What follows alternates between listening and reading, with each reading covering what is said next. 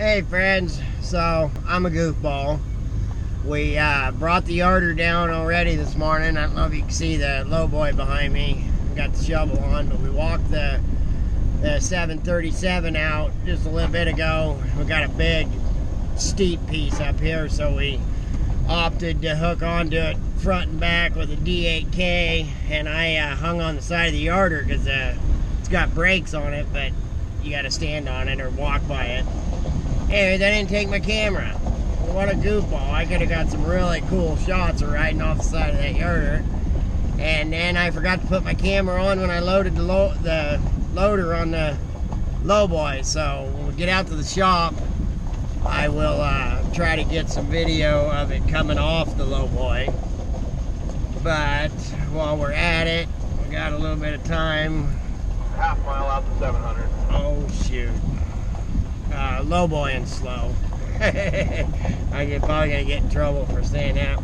Anyways, let's say hi to Sodaville Jason, Fred Jackson, Alec, David 1967, David 1967, Abel,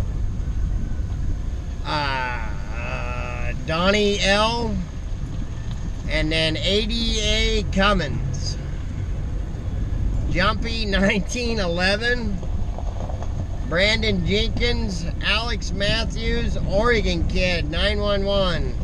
Let's hear the story behind that one, huh? And then about ready to lose you guys. Trying to lowboy and drive and YouTube at the same time. It's not safe. It's not safe. Oregon Kid. Steve Hinkley. Paul F. Isaac Sayer. Hope you're doing good there loading, buddy. And then Brandon Howard. Thank you all for coming along on our little show here. We're having a good time with it. Mostly because of people like you guys. You make this YouTube stuff work great, you know. So if it wasn't for you guys watching, we wouldn't have nothing to videotape for you to watch. So anyways, oh, where was I? Scatterbrained. We had a lot of stuff going this morning. Oh. Now I'm pulling a bucket Billy on you now because I'm jumping all over. Come on. Shoot, where's it at? I want you guys to, and I may have already said this. I don't remember if I said it the other day. Yes, I did. I don't have the name on me right now. Anyways, that 5-year-old kid that runs Excavator and Bobcat, gotta check that out. It is cool. Oh man, you just gotta watch the video. It's really cool to see a 5-year-old with that much confidence. Boy, he was doing everything he could when he was on that Bobcat. Let his dad let him dig some dirt. It's cool. All right, well, I better figure out what's going on with this lowboy. We got lots of time to BS, so I'll probably be back in a little bit. Y'all stay safe, get logs.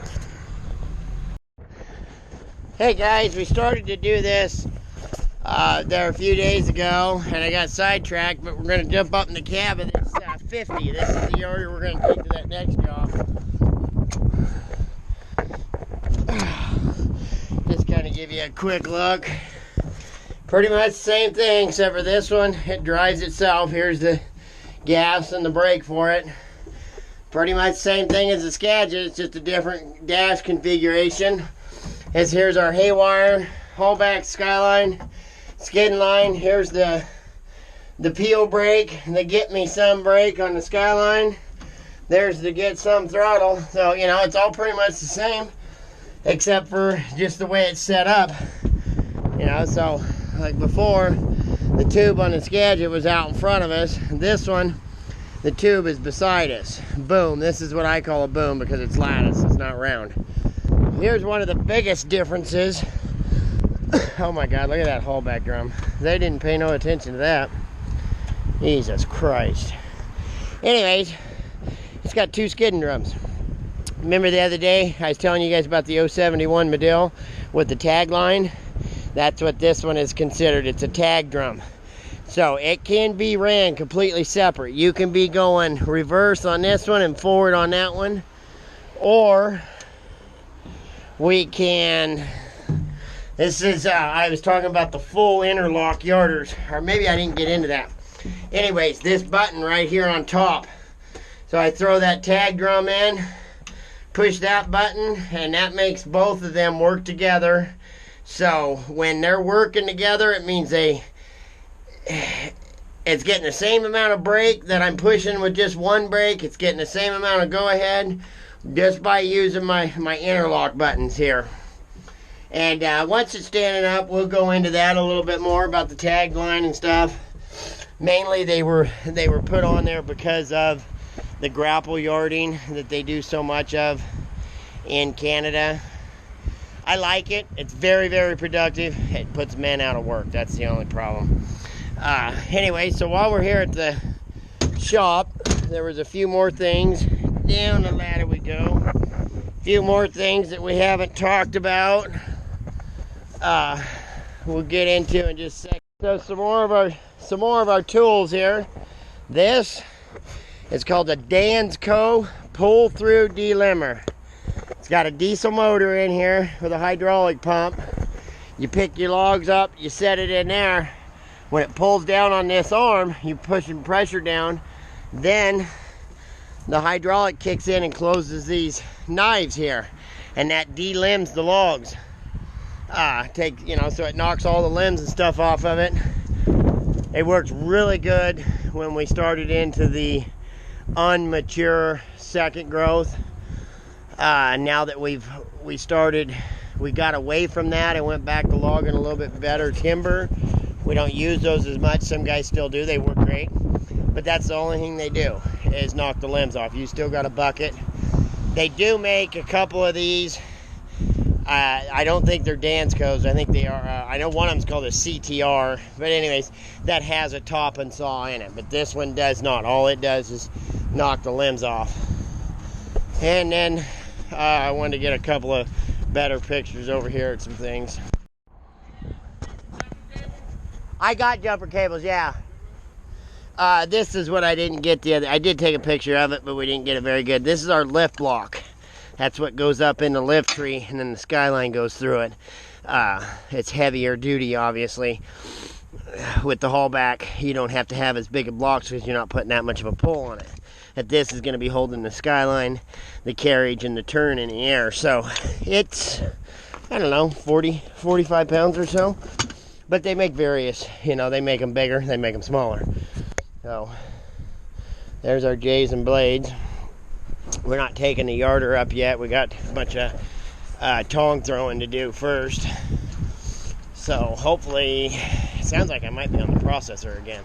That'd be cool. This one's a completely different processor. It's better. Anyways, we'll take pictures of it when we get there. But let's see if we can get over here. I wanted to show you guys the innards and outwards of the clamping carriages. Okay, so I keep telling you guys I'm going to show you more and more about these clamping cars. I'm out here at the shop. It's going to start raining on me, but I'll get wet just for you guys. That's Oregon loggers. We never get wet. Anyway, so right off the bat, here's the Eagle we just come off of. It's got its own drum. These do not. The skidding line comes off the yarder and goes in there. So from here out, it's a skidding line. From right there's the bang plate that it goes into. From there down, it's drop line. There's a difference. So, anyways, and then we got our clamps. See, there's no clamp here. So you're shipping it back. You stop it. This is going to be open.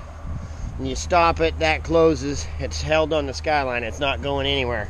You open your skidding line clamp, and you can pull it out by hand if you wanted to when the skidding line clamp's open, but you don't have to. You open your skidding line clamp and then function it to start spitting the line out. So it'll start spitting line out to you. And dang it, I opened the wrong side. Anyways, here's our little, it's just a little Zoots motor. I don't know if I ever say that right. Anyways, so the skid line comes through the front there, right up through here, over the top of this wheel, and down over that one, and out. This wheel right here, hopefully you can see that. That wheel right there is always turning. When you function it, it'll speed up.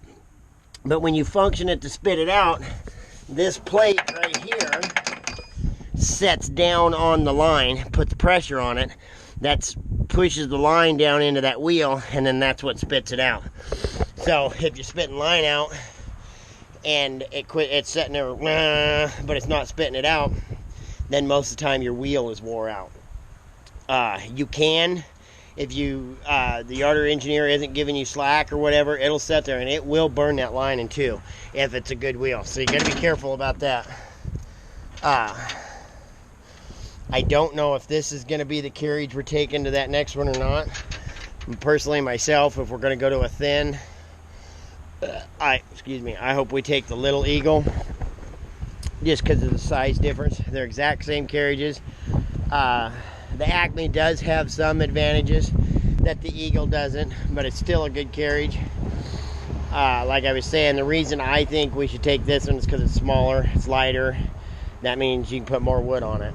And this one's, it's not that much bigger, but it is a little bit. But we don't need a shackle top on that next job anyways. That Little Eagle will work for us. While I'm here, hopefully I won't forget anything else. And then I didn't put my camera on again when I unloaded the shovel, like I said I was going to. Goofball. That's when I say I could have stopped and taken the time to do it, but I work here. I don't own this place, so, and I don't slow production down. So